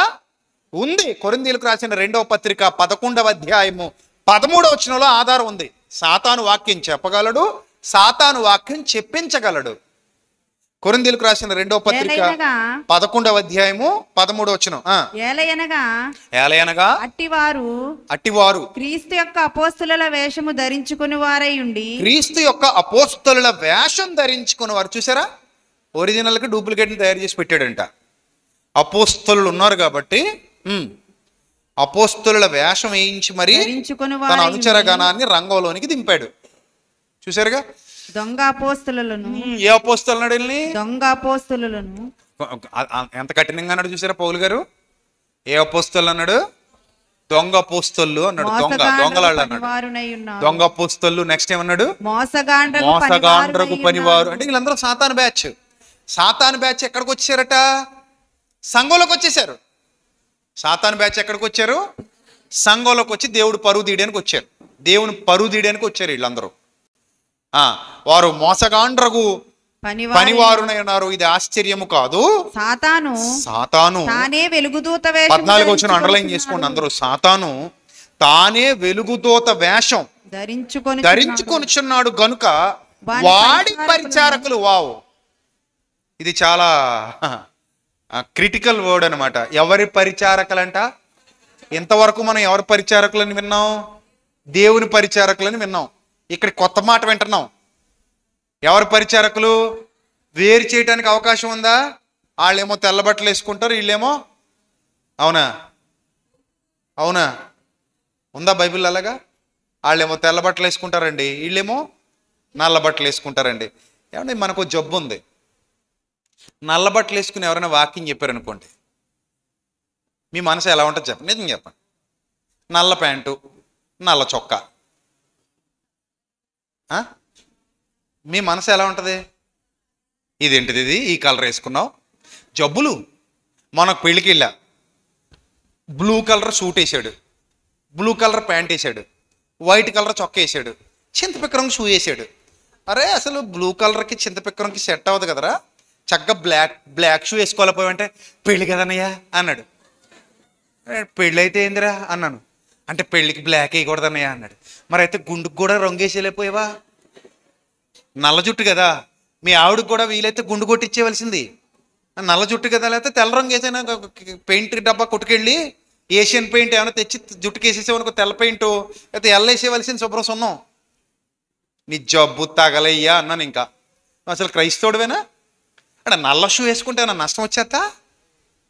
నీ కళ్ళు గుడ్లు నలుపు, నీ కనుబొమ్మలు నలుపు, జుట్టు ఏమైనా కొంచెం తెల్లబడితే చచ్చిపోయి రంగు ప్యాకెట్ వేసేస్తావు. తెల్ల జుట్టుతో రావడానికి ధైర్యం సావదు, సిగ్గు బాధ. ఇక్కడ ఎంతమంది ఉన్నారో ముగ్గుపుట్టలో? ఖచ్చితంగా మనలో వేసుకొచ్చిన వాళ్ళు ఉండరా? ఏం పోయేకాలం మరి తెలుపు గొప్పది కదా, అది ఉండరు. అలాగే ఏమండి, అలాగెలా కుదురుద్దండి? ముసల్దాను అనుకోరండి, 16 ఏళ్ల బాలకుమారుని బాలమెరుపు వచ్చింది. ఈ బాలమెరుపును కవర్ చేయకపోతే ఏమనుకుంటారు జనాలు? అప్పుడే ముసలిది అయిపోయింది ఇది అనుకుంటారు కదండి. అందుకని ముసలిది కూడా ఏమేసేస్తుందట? రొంగేసేస్తుందట. మరి పెళ్లిలో పర్లేదా? పెళ్లిలో మాత్రం నల్ల బూట్లు, నల్ల సాక్సులు ఉండకూడదు. జబ్బులు, ఎన్ని జబ్బులు ఉన్నాయో. ఇక్కడ బ్లాక్ అనగానే సాతాను ఏమీ కాదు, జ్ఞానం తెలియని మూర్ఖులు మాట్లాడుతున్నారు. సాతాను చిహ్నం అంటే ఏంటది? నలుపు రంగా. ఎవడు చెప్పండి నీకు? నీకు బైబిల్ తెలియని బలహీనుడివి. నీలాంటి వాళ్ళందరూ బైబిల్ పట్టుకుంటే అలాగ ఉంటుందని చెప్పాలి మీరు, విశ్వాసులు విన్నోళ్ళు. నలుపు రంగు సాతానికి సాదృశ్యం అని ఎక్కడ ఉందా బైబిల్లో? నలుపు సాతానికి సాదృశ్యం అని బైబిల్లో ఉందా? ఒకళ్ళు నలుపే సాతానికి సాదృశ్యం అయితే మన తల మీద ఉన్నది నలుపు, మన కంటి గుడ్డు నలుపు, మనం కన్ను మూస్తే నలుపు, మన కంటి మీద ఉన్నది నలుపు, కొంతమంది రంగే నలుపు. దానికి ఏమంటావు మరి? అంటే నల్లగొన్న వాళ్ళందరూ సైతాన్గాళ్ళేనా? ఇంకా మీది లెక్కల్లో నల్లగొన్న వాళ్ళందరూ సైతాన్గాళ్ళే అంతేనా? మరి ఏంటి తప్పు? ఆ భావజాలం చావాలి. నలుపు దేవునిదే, తెలుపు దేవునిదే, ఏ రంగైనా దేవునిదే. అందుకే రాత్రికి చీకటి అని పేరు పెట్టాడు. చీకటికి నల్లగా ఉన్నదాన్ని ఏమన్నాడు దేవుడు? చీకటి అన్నాడు కదా. తెల్లగా ఉన్నదాన్ని వెలుగు అన్నాడు. వెలుగు చీకటి కలిపితే ఒక దినమాయను. చీకటి రాత్రి పగలు కలిపితే ఒక దినమాయను. చీకటికి రాత్రనియు వెలుగుకు పగలనియు పేరు పెట్టి రెండు కలిపితే కలిపాడా ఎడదీశాడా? ఆ కలిపితే ఒక దినమాయను. నువ్వు మాత్రం కలపకూడదు అంటున్నావు. ఆ జబ్బు పోతే నల్లబట్టలు వేసుకొచ్చినా చెప్పేది సత్యం అయితే వింటాం. మాకు బట్టలతో పని లేదు. నువ్వు నల్ల ప్యాంట్ నల్ల చొక్క వేసుకొచ్చిన ఇబ్బంది ఏమి లేదు, తెల్ల ప్యాంట్ తెల్ల చొక్క వేసుకొచ్చిన ఇబ్బంది ఏమి లేదు. తిక్క రంగులు ఏం కాకుండా కొంచెం అందంగా ఉన్న ఏ రంగు వేసుకొచ్చినా, చూడముచ్చటగా ఉన్నది ఏదైనా ఓకే కదా. డిగ్నిఫైడ్గా రా అంతే. నువ్వు ఏదైనా రంగు వేసుకో, పర్లేదు, తప్పులేదు. డిగ్నిఫైడ్గా రా. చూసేటప్పుడు బాగుంది అనిపించుకునేలా రా, అది ఎలా అయినా పర్లేదు. కొంతమంది అంటారు టీషర్ట్ వేసుకుని వాకింగ్ చెప్పకూడదు అంటారు. ఏ తప్పేంటి ఫుల్ హ్యాండ్స్ టీషర్ట్ వేసుకుంటే? లేదు వాకింగ్ చెప్పకూడదు టీషర్ట్ వేసుకుంటే. మరి ఏం వేయాలి? నైట్ వేసుకోవాలి. ఏం వేసుకోవాలి? నైట్ వేసుకోవాలా? కదర్ నైటే. అరే ఇవన్నీ తీసేయండి మైండ్లోంచి. ముందు లోపల నుంచి వచ్చే సమాచారాన్ని గుర్తుపెట్టుకోండి. ఆ సమాచారం ఏంటి? అది సత్యమా కాదా? అందుకే ఇక్కడ రాయబడిన సంగతి ఏంటి చదవండి. సాతాను తానే వెలుగుదూత వేషము ధరించుకొనుచున్నాడు గనుక వాని పరిచారకులను, వాడి పరిచారకులు కూడా నీతి పరిచారకుల వేషం ధరించుకుంటారు. సంగతి కాదు. అర్థమైందా? ఏ వేషం అట? నీతి పరిచారకుల వేషం. అంటే సాతాను కూడా వాకింగ్ చెప్పే టీంని రెడీ చేసుకున్నాడంట. వాళ్ళు లోతుకి వెళ్ళరు, పైన సంగతుల్ని చూసి ప్రజల్ని బలహీనపరుస్తారు. ఇప్పటికీ యూదుల్లో నుండి క్రైస్తవులైన వారికి కొన్ని జబ్బులు ఉన్నాయి, ఇప్పటికీ ఉన్నాయి. స్టిల్ యూదుల్లో నుండి ఎవరైతే క్రైస్తవులుగా మారారో, ఇజ్రాయెల్లో కొంతమంది యూదు క్రైస్తవులు ఎప్పటికీ ఉన్నారు. యూదు క్రైస్తవులు వాళ్ళు అంటే వాళ్ళు యూదుల్లో నుండి ఎలా మారారు? క్రైస్తవులుగా మారారు. అంటే అప్పటి వరకు ధర్మశాస్త్రం చదివి ఇప్పుడు సంఘంలోకి వచ్చి క్రొత్త నిబంధన చదువుతున్నారు వాళ్ళు యూదులు. అయితే ఈ యూదు క్రైస్తవులు ఉన్న జబ్బులు ఏంటంటే వాళ్ళు బొమ్మిడేలు తినరు, సొరచేప తినరు. అర్థమైందా? అడవి పంది తినరు, రొయ్యలు తినరు. రొయ్యలు మనం తింటాం కదా, వాళ్ళు తినరు. ఇలాగా కొన్ని నిషిద్ధ వస్తువులుగా వాళ్ళు ఎంచుకున్నారు. దేన్ని బట్టి? పాత నిబంధన బట్టి. అసలు పాత నిబంధనలో ఉన్న ఆ ఆహార అలవాట్లు ఇశ్రాయేలీలకు మాత్రమే చెప్పి క్రొత్త నిబంధనకు వచ్చాక తీసి పడేశాడు దాన్ని. దేవుడు సృజించిన ప్రతి ఆహార వస్తువు మంచిది, మీరు ప్రార్థన చేసుకుని తింటే ప్రతిదీ పవిత్రమే అన్నాడు తిమోతి పత్రికలో. ప్రార్థన చేసుకుని తినొచ్చు అని చెప్పాడు. కానీ ఎప్పటికీ జబ్బులు లోపల పెట్టుకున్న వాళ్ళు, చైనా వాళ్ళని మనం క్రైస్తవులుగా యాక్సెప్ట్ చేయకూడదు, థాయిలాండ్ వాళ్ళని యాక్సెప్ట్ చేయకూడదు, మణిపూర్లో కుక్కలు తింటారు. మరి కుక్కలు మన మణిపూర్ క్రైస్తవులకు మన అందరం సాయం చేసామా లేదా? మన సంఘాలు లక్షల రూపాయలు సాయం చేసినాయి వాళ్ళకి. కాబట్టి వాళ్ళు కుక్కలు తింటారు. మరి ధర్మశాస్త్రం ప్రకారం కుక్కనే తినరు, కుక్క తినరు. సో అలాగా ఈ తిండిని బట్టి కూడా వాళ్ళు ఏం చూపిస్తున్నారు? ఇప్పుడు వ్యత్యాసం చూపిస్తున్నారు. దేవుడు తిండిని బట్టి వ్యత్యాసం చూపలేదు. దాన్ని అర్థం చేసుకోవాలంటే నీకు చాలా నాలెడ్జ్ ఉండాలి, నువ్వు చాలా అప్పర్ స్టేజ్కి వెళ్ళాలి, నువ్వు చాలా జ్ఞానయుక్తంగా ఆలోచన చేయగలగాలి. ఇంకా పాత నిబంధన భావజాలలో ఉండిపోయావనుకో, మనుషుల్ని తిండిని బట్టి ఏం చేస్తావు? దూరం చేస్తావు, వేరు చేస్తావు, పెద్ద గొడవలు సృష్టిస్తావు, అక్కర్లేని చెత్త చెదారం సమాజంలోకి తీసుకొచ్చి ఆత్మలను దేవునికి దూరం చేస్తావు. బలహీనత అంటారు దీన్ని. దీన్ని అర్థం చేసుకోవాలంటే ముందు సత్యం లోపలికి వెళ్ళగలిగే స్థాయి సంపాదించగలగాలి. సాతాను ఏం చేస్తాడంటే ట్రిక్ చేస్తాడు, ట్రిక్కీగా, చిన్న ట్రిక్. అంటే ఏదో విధంగా మీ మధ్యలో కలతలు గొడవలు సృష్టించడమే వాడి ధ్యేయం. చిన్న ట్రిక్ ప్లే చేస్తాడు వాడు. అలాగా సంఘములో చీలికలు తీసుకురాగలడు వాడు. కాబట్టి మనమందరం ఒకటే. సంఘం అంతా ఒకటే. యేసు ప్రభువు శరీరం. సంఘానికి శిరస్సు ఎవరు? యేసుక్రీస్తు. క్రీస్తులో అవయవాలుగా మనమందరం ఉన్నాం. ఆయా ప్రాంతాలు, ఆయా దేశాలు, ఆయా జాతులు, ఆయా మతాలు, ఆయా వర్గాలు అందరూ ఇక్కడికి రావచ్చు. వివక్ష ఉండకూడదు ఇక్కడ. అంతే, అందరూ రావచ్చు, వివక్ష ఉండకూడదు. ఇక్కడ పేర్లు మార్చుకోక్కర్లేదు, తీర్లు మార్చుకుంటే చాలు. ఇక్కడ బట్టలు మార్చుకోక్కర్లేదు, బ్రతుకులు మార్చుకుంటే చాలు. ఇక్కడ ఐడెంటిటీ మార్చుకోక్కర్లేదు, క్యారెక్టర్ మార్చుకుంటే చాలు. నువ్వు ఏంటి, నువ్వు ఎలా ఉండేవో అలాగే ఉండు. నేను బెన్యామీను గోత్రంలో పుట్టినవాడని అంటాడు, అలాగే ఉన్నాడు. గమలీయేలు పాదాల దగ్గర ధర్మశాస్త్రాన్ని అభ్యసించాను అంటాడు, అలాగే ఉన్నాడు. కానీ పూర్వం హింసకుడు, దోషకుడు, హానికరుడైన నేను పాపము నుండి విడుదల పొంది క్రీస్తును ధరించుకున్నాను, క్రీస్తు లక్షణాలు కలిగి జీవిస్తున్నాను అని చెప్తున్నాడు. కాబట్టి నువ్వు సంపూర్ణంగా మార్పు చెందితే, వెలిగింపబడితే నువ్వు సంఘ సభ్యుడివి, సంఘ సభ్యురాలివి, దేవుని బిడ్డ అనే అధికారాన్ని పొందుకున్నవాడివి, పొందుకున్న దానివి. మనందరినీ కలిపి ఉంచింది ఏమిటి? సత్యం. సత్యము సత్యము సత్యము సంఘములో స్తంభము. సత్యమే సంఘానికి ఏమిటి? స్తంభము. స్తంభము. సత్యమనే స్తంభం సంఘం కింద ఉందనుకో, సంఘం కట్టబడింది అనుకోండి, సంఘం బాగుంటుంది. ఇప్పుడు ఈ స్లాబ్ నిలబడడానికే కదా ఇవన్నీ మధ్యలోనే ఉన్నాయి, అంతేనా? రేపు పొద్దున వచ్చేసరికి మొత్తం కత్తిరించామనుకోండి,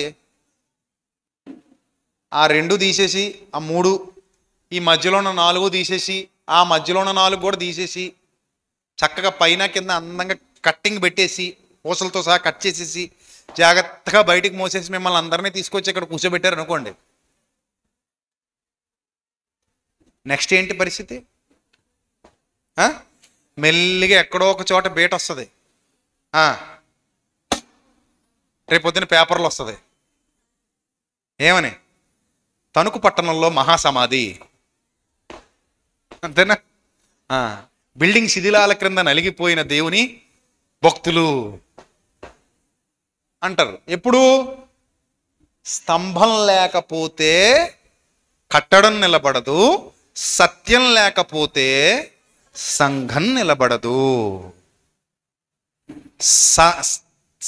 స్తంభం లేని కట్టడం క్రింద ఉన్నది మృతులైతే, సత్యం లేని సంఘంలో ఉన్నవారు కూడా మృతులే. జీవించుచున్నావన్న పేరు మాత్రం ఉన్నది కానీ నీవెవరు? మృతుడవే అన్నాడు. గనుక నేను ఒక సంఘానికి వెళుతున్నాను అంటే ఆ సంఘంలో సత్యం ఉందా లేదా కంపల్సరీ అబ్జర్వ్ చేయాలి. అప్పుడు సంఘ క్షేమాభివృద్ధి, సంఘ పద్ధతులు, సంఘ విధానాలు, సంఘాన్ని ఎలా నడిపించాలి, సంఘాన్ని ఎలా డెవలప్ చేయాలి, సంఘంతో ఎలాంటి కార్యక్రమాలు చేయాలి, సంఘానికి ఎలా సహకరించాలి, సంఘాన్ని వృద్ధి పొందించి మన మార్క్ ఎలా చూపించాలి, అక్కడ దేవుడు నన్ను అందులో ఎందుకు పంపించాడు, ఆ గృహంలోకి ఎందుకు పంపించాడు, అక్కడ నేను ఏం చేయాలి. ఈ మధ్యకాలంలో చూడండి, ఏదో బిగ్ బాస్ గృహం అంట, అదో సెపరేట్ గృహం అంట. అది ఆ గృహంలోనికి పంపిస్తారంట సెపరేట్గా. వీళ్ళు ఆ గృహంలోనికి వెళ్ళి కొన్ని రోజులు ఆ గృహంలో ఉంటారంట. ఉండి ఏం చేస్తారంటే వీళ్ళు పనికిమాలిన వ్యవహారాలన్నీ చేస్తారు అంతే. ప్రపంచానికి పనికొచ్చేది ఏమైనా చేస్తారా? చేయరు. సమాజాన్ని ఉద్ధరించేది ఏమైనా చేస్తారా? ఏమి చేయరు, ఏమి చేయరు. ఒక చోట అయితే ఒక పక్క రాష్ట్రంలో బిగ్ బాస్ హౌస్ ఖాళీ చేయించి బయటికి పంపించేశారు, కేసు పెట్టేసి.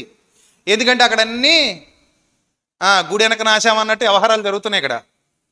ఇక్కడ దిక్కుమానే వ్యవహారాలు జరుగుతున్నాయి కాబట్టి బ్రోకర్ హౌస్ ఇది, బిగ్ బాస్ హౌస్ కాదు, బ్రోతల్ హౌస్, దీన్ని మూసేయండి అని చెప్పేసి కేసు పెట్టి మరీ మూయించారు పక్క రాష్ట్రంలో.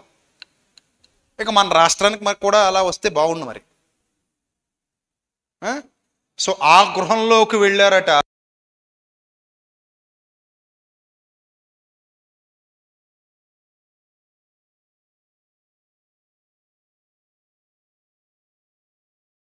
ఈ గృహంలోకి వచ్చావంటే నీకు బాధ్యత ఉంటుంది. ఇదే సాదాసీదా గృహం కాదు. It's a Holi temple of God. It's a Holi temple of God. సంఘము అనగానే యేసయ్య శరీరము, యేసు ప్రభువు శరీరము, అంత పవిత్రమైంది సంఘం. అర్థమైందా? అదే టైటిల్, ఇంకా అంతకుమించి టైటిల్ లేదు సంఘానికి. సంఘము, యేసు ప్రభువు శరీరము. సంఘములోనికి ఒక వ్యక్తి వచ్చాడు అంటే యేసు ప్రభువుతో ఆ వ్యక్తి జతపరచబడ్డాడు. అలాంటి ఒక పవిత్రమైన అవకాశాన్ని దేవుడు నీకు ఇచ్చి, మరి సంఘంలో ఫుడ్ ఏంటి? ఫుడ్ సంఘంలో భోజనం బెండకాయ కూర, బంగాళదుంప కూర, చికెన్ కర్రీ, మటన్ కర్రీ, కోడిగుడ్లు ఎప్పుడు, అది కాదు. అది సంఘంలోనే అక్కర్లేదు. అది నీ కొంపలో కూడా చేసుకోవచ్చు. అవన్నీ సంఘంలో సాంబార్ అండి, వేసుకోండి, మంచిదండి అందంటే ఒక ఆవిడ మొన్న, ఎక్కడ సాంబారు, సంఘంలో సాంబార్ అండి. ఏముంటుంది సంఘంలో సాంబార్లో?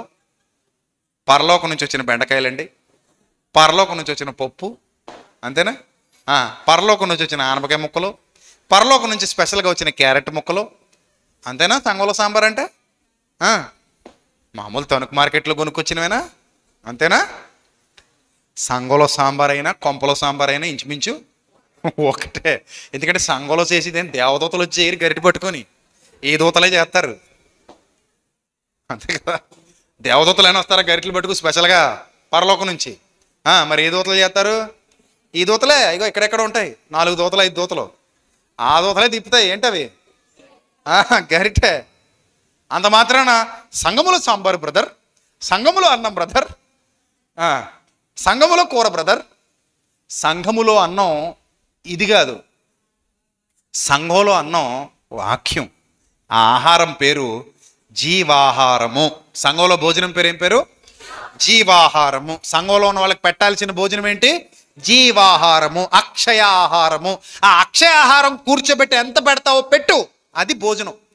అన్నం తినవా అంటే తిన్నానండి. మన జబ్బు ఏంటంటే మనకున్న ఒక జబ్బు, మామూలుగా వ్యక్తి కనబడగానే అని అడుగుతాం. ఏమడుగుతాం? ఎరా బా భోజనం చేసేవా? ఏ అక్క భోజనం చేసేవా? చేయకపోతే నేను పెడతావా? వాడుక ఏదో ఎదురు పడితే ఏం చేయాలట? అడగాలి. కాబట్టి ఏం అడగాలో తెలియక బాగున్నారా అని అడుగుతాం. లేకపోతే బాగున్నారా తర్వాత భోజనం చేశారా, తిన్నారా అంటారు. ఇప్పుడు ఈ తిన్నారా అని అడుగుతున్నారు తప్ప తిన్నారా అని ఎవడు అడగట్లా. తిన్నావా, విన్నావా? అది ఆవిడ చూడు లేపండి, నిద్రవుతుంది, ఊగుతుంది పాపం ఆవిడ, ఇంటికి పంపించేయండి. తిన్నావా, విన్నావా అని అడగాలి. వాక్యం విన్నావా, వింటున్నావా? వాక్యం తిన్నావా, కడుపు నుండి తిన్నావా, పడుకున్నావా అని అడగాలి. అది అడగం మనం. సంఘానికి వచ్చావు, ఎందుకు వచ్చావు? తినడానికి. ఏ అన్నం తినడానికి? జీవాన్నం. జీవాన్నం తినడానికి. జీవాన్నం, జీవాహారం, అది తినడానికి వచ్చావు నువ్వు. అది బాగా పెట్టాలి, బాగా పెట్టాలి. ఏ సేవకుడు ఏ సంఘంలో సత్యాన్ని బాగా కడుపు నిండా పెడుతున్నాడో ఆ సంఘం సజీవమైన దేవుని సంఘం. ఏ సంఘంలో సేవకుడు సత్యాన్ని వడ్డించట్లేదో, పెట్టట్లేదో ఆ సంఘం సైతానుగాడి సంఘం. ఎందుకంటే సైతానుగాడు అన్నం పెట్టినవాడు. అన్నం పెడితే బలవంతులు అయిపోతాం కదా. పాపం మొన్న ఎవరో ఒక ఇజ్రాయెల్కి గాజాకి యుద్ధం జరుగుతుంది కదా, ఒక యువకుడిని వాళ్ళు బానిసగా తీసుకెళ్ళిపోయారు. ఉగ్రవాదులు తీసుకెళ్ళిపోయి లోపల బంధించేశారు. పాత ఫోటో కొత్త ఫోటో చూసినప్పుడు ఏడుపు వచ్చిందనమాట. ఆ పాత ఫోటోలో చాలా బుజ్జిగా పుష్టిగా ఉన్నాడు బొగ్గలతో. కొత్త ఫోటోలో ఎముకలకు అంటుకుపోయి ఇంటుకుపోయి ఇలా కళ్ళు ఇలా లోపల పోయి ఇలా ఇంటుకుపోయి అలా ఉన్నాడు. కారణం వాళ్ళు భోజనం పెట్టేవారు కాదట. ఎప్పుడో ఒక రొట్టె ముక్క అలా పడేసేవారట. వారానికో 5 రోజులకో ఒక రొట్టె ముక్క వేసేవారు చిన్నది. అలాగే ఎండబెట్టి రిలీజ్ చేశారు. ఇంకా లక్కీగా ఏదో ఆ మధ్య సంప్రదింపులు జరిగాయి కాబట్టి అతను విడుదలయ్యాడు, లేకపోతే విడుదల అవ్వడు. కానీ అతను జీవించే ఉన్నాడు, కానీ సరి అయిన ఆహారంతో జీవించి లేడు. అంటే మనిషి పైకి పుష్టిగా కనబడుతున్న మనిషి అన్నం లేకపోతే ఎలాగైతే ఎండిపోతున్నాడో, పైకి బాగానే కనబడతాం మనం ఆత్మీయంగా ఉన్నామో లేదో మాత్రం అన్నం లేకపోతే తెలుస్తుంది. అదే జీవాహారం లేకపోతే లోపల ఎండిపోతాం మనం. లోపల నిజమే. చర్చికి వచ్చినా కూడా ఇంకా పాపంలో ఉన్న వాళ్ళు ఉన్నారు. చర్చికి వస్తూ కూడా ఇంకా ద్రోహంలో బతుకుతున్న వాళ్ళు ఉన్నారు. చర్చికి వస్తూ కూడా దేవునికి అన్యాయం చేస్తున్న వాళ్ళు ఉన్నారు. చర్చికి వస్తూ కూడా దేవుని కోసం బతకలేకపోతున్న యవనస్తులు వాళ్ళు ఉన్నారు. చర్చికి వస్తూ దేవుని పని చేయలేకపోతున్నటువంటి కాళ్ళు చేతులు చచ్చిపడిపోయిన వాళ్ళు ఉన్నారు ఆత్మీయంగా. మరి వీళ్ళందరూ ఎందుకు అలాగైపోయారు? లోపలికి జీవాహారం వెళ్ళట్లేదు, వాళ్ళకి జీవాహారం అందట్లేదు. జీవాహారం అందని ప్రతివాడు సాతానుకు నిలయంగా మారిపోతాడు. జాగ్రత్త. కాబట్టి మీకు అర్థమైంది ఇప్పుడు సంఘం అంటే ఏమిటో. ఇప్పుడు ఆ వైఫై నెట్వర్క్, దేవుని పరలోకపు నెట్వర్క్లో మీరు ఉన్నారో లేదో పరీక్షించుకోండి. పరలోకపు నెట్వర్క్తో కనెక్ట్ అయి ఉంటే నీకు ఒక అధికారం ఉంది. ఏంటి అధికారం? దేవుని కుమారుడను దేవుని కుమార్తెను. ఎవరికుంది అధికారం? పరలోకపు నెట్వర్క్తో ఎవరైతే కనెక్ట్ అయి ఉన్నారో వాళ్ళకు మాత్రమే ఉంది. ఇదే యోహాను సువార్త 1వ అధ్యాయంలో మీరు ఇందాక చదువుకున్నారు. ఎంతమంది ఎంతమంది ఆయన యందు విశ్వాసం ఉంచి ఆయనను అంగీకరించిరో వారికి అందరికీ, అనగా తన నామమునందు విశ్వాసం ఉంచిన వారికి అందరికీ దేవుని పిల్లలు అగుటకు ఆయన అధికారము అనుగ్రహించెను. కాబట్టి ఈ నెట్వర్క్లో ఉంటే మీరు సంఘ సభ్యులు అవుతారు. రేపు మిగిలిన విషయాలు మాట్లాడుకుందాం. రేపు ముందుగా మనకి ఇంకో రోజు, సో రేపు సెకండ్ హాఫ్ మాట్లాడుకుందాం. ఈరోజు ఫస్ట్ హాఫ్ సరిపోద్ది, 1-20 నిమిషాలు ఏమో అయిపోయింది, చాలా సమయం అయిపోయింది. మీరు ఈసారి ఇళ్ళకెళ్ళిపోండి, చెప్పింది మాత్రం బుర్రలో పెట్టుకుని పోండి. తిన్నప్పుడు ఏం చేయాలి? దాచుకోవాలి. ఎక్కడా? పొట్టలో. దాచుకున్నదాన్ని ఏం చేయాలి? నోట్లో వేలు పెట్టుకుని మళ్ళీ కక్కేయకూడదు. మరి ఏం చేయాలి? నెమరేయాలి, ధ్యానించాలి, అరిగించుకోవాలి. దాన్ని ఏం చేయాలి? నెమరేయడానికి మనం గేదెలం కాదు, మనుషులం కదా. గేదెలు వేస్తే నెమరు మనం వేయం. మనం అరిగించుకోవాలి. తిన్నదాన్ని ఏం చేయాలి? అరిగించుకోవాలి. మీరు బాగా తిన్నారు, తినండి, బాగా అరిగించుకోండి. అరిగించడం అంటే అర్థం ఏంటి? మీ హృదయ ధ్యానంలోకి దేవుని వాక్యం రావాలి. ఇంటికి వెళ్ళిన తర్వాత కూడా ఈరోజు ఆ సేవకుడు వచ్చాడు, మాతో మాట్లాడాడు. ఏం మాట్లాడాడు? 1-20 నిమిషాలు మాట్లాడాడు. ఏం మాట్లాడాడు? ఏం చెప్పాడు? మాకు ఉన్నట్టుగా చెప్పాడా? లేకపోతే ఆయన మసిపూసి మారేడికే చేశాడా? లేకపోతే మమ్మల్ని ఏమైనా మోసగించే మాటలు చెప్పాడా? ఏమైనా అబద్ధాలు చెప్పాడా? నిజంగా ఉన్న సత్యాన్ని ఉన్నట్టుగా ఉపదేశించాడా? దీనివల్ల మా ఆత్మీయ జీవితానికి మేలు జరిగిందా, కీడు జరిగిందా? ఆయన మాకు మంచి బోధకుడుగా కనబడ్డా, చెడ్డ బోధకుడుగా కనబడుతున్నాడా? నిజంగా ఆయన మావాడా, కాడా? ఇవన్నీ మీరు వాక్యపు వెలుగులో ఇంటికి వెళ్ళి ఏం చేయండి? పరీక్షించుకోండి. అంటే దేవుడు కొంతమందికి కొన్ని లక్షణాలు ఇస్తాడు, ఒక్కొక్కరిని ఒక్కోలాగా వాడుకుంటాడు. ఏలియాను ఒకలా వాడుకున్నాడు, ఎలీషాను ఒకలా వాడుకున్నాడు, సమూయేలును ఒకలా వాడుకున్నాడు, బాప్తిస్మం ఇచ్చి యోహానుని ఒకలా వాడుకున్నాడు. అలా విజయప్రసాద్ రెడ్డిని ఒకలా వాడుకుంటాడు. I'm the special person of this Christianity. నేను ఒక స్పెషల్, ఐఎమ్ యూనిక్ పర్సన్. నా వాక్యపు విధానం, నా పద్ధతి, ఖండించడం, గద్దించడం, బుద్ధి చెప్పడం, నా పందా వేరు, నన్ను దేవుడు నడిపించే విధానం వేరు.